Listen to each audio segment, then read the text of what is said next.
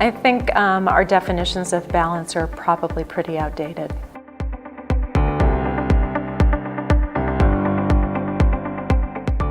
Really just mostly recognizing that I'm not well.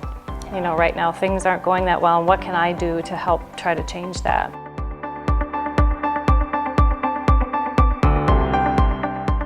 We do really need to set boundaries for our own physical and mental health.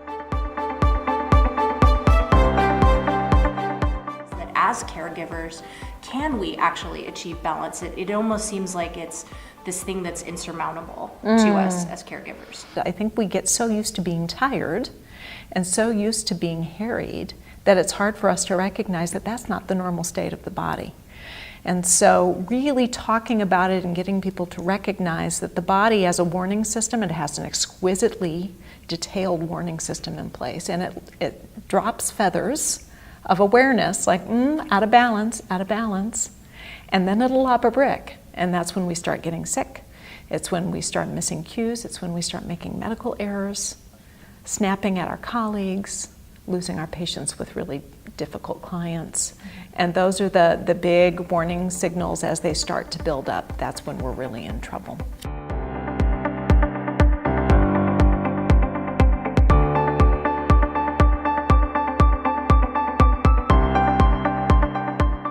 So next question is going to be about boundary setting and how that impacts wellness in the community, the veterinary community. We definitely have that challenge.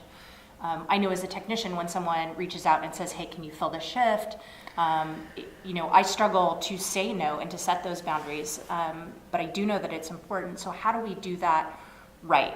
What's the right way? That's a great question. I think there's two parts to that question. There's the one part that is actually setting the boundary, and then there's the other part that's actually saying no, which I think we struggle with as technicians and veterinarians constantly. Number one, identification of the boundary is really important. So oftentimes we don't know that there's actually a boundary there, and so we say yes, and then what happens after? We're angry, or we're resentful. Absolutely. Or we feel bitter or whatever. So I think the one key thing is to imagine, okay, if I say yes to taking on this shift, how do I feel? And really tap in physically and emotionally, how do I feel? Do I feel invigorated, excited, happy, elated? Or do I feel sick to my stomach, tightness in my chest, clenching in my jaw, bitterness, fear, resentfulness, that sort of thing? And if it's the latter, if it's, then you need to say, okay, clearly this is something I should say no to. And then it's important in saying no that you say no and that's it.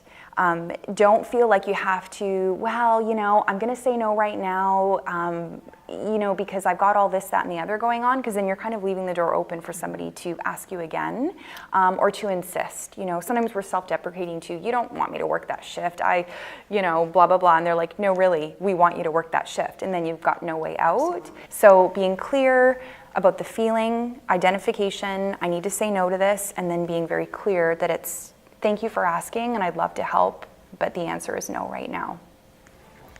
Wow, that's going to be tough for a lot of us. Yeah. I think that's a skill we're going to have to practice. It does take practice. But we don't have to get it right on the first try.